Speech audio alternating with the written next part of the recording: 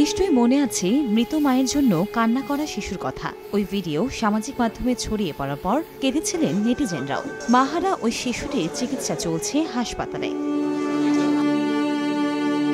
তবে 2 বছরের শিশু জায়েদ হাসানকে দেখভাল করবে কি তা নিয়ে চলছে আলোচনা।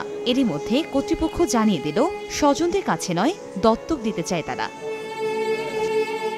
মূলত মামা রবিন প্রথমে শিশুটিকে ভরণ পোষণের দায়িত্ব নেওয়ার আগ্রহ প্রকাশ করেন। পরে নিজের পরিবারের অবস্থার কথা বিবেচনা করে দায়িত্ব ছেড়ে দেন জেলা শিশু কল্যাণ বোর্ডের কাছে। বিচার বিবেচনা করে জায়েদকে দত্তক দেওয়ার সিদ্ধান্ত নিল জেলা শিশু কল্যাণ বোর্ড।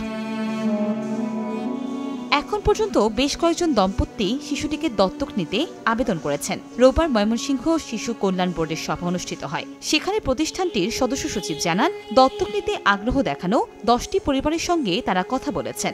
আগ্রহীদের আর্থসামাজিক অবস্থান যাচাই বাছাই ও শর্ত মানার বিষয়টি নিশ্চিত হয়ে হাইকোর্টের বিচারপতির সঙ্গে আলোচনার পর দত্তকের বিষয়ে সিদ্ধান্ত নেওয়া হবে। নগদে 500 টাকা বা তার বেশি পেমেন্টে পেতে পারেন ঢাকায় জমিসহ 20 কোটি টাকার পুরস্কার। আবেদনগুলো আমরা বিচার বিশ্লেষণ করেছি।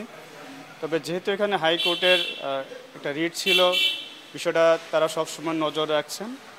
আমরা তাদের সাথে পরামর্শ করে পরবর্তীতে আসলে বাচ্চাটা কার কাছে লালিত পালিত হবে সিদ্ধান্তটা একটু জানাতে আমাদের সময় লাগবে। গত 10 মে রাত আনুমানিক 3টার দিকে স্কয়ার মাস্টারবাড়ি এলাকায় শিশু জায়েদ হাসান ও তার মা সড়ক দুর্ঘটনার শিকার হন। তবে কিভাবে সড়ক দুর্ঘটনা ঘটেছে তা এখনো জানা যায়নি। পরে এক নারী ও 3 পুরুষ ওই শিশু ও তার মাকে আহত অবস্থায় উদ্ধার করে ময়মনসিংহ মেডিকেল কলেজ হাসপাতালে ভর্তি করে। সেখানে চিকিৎসাধীন অবস্থায় পরদিন সন্ধ্যায় মা মারা যান।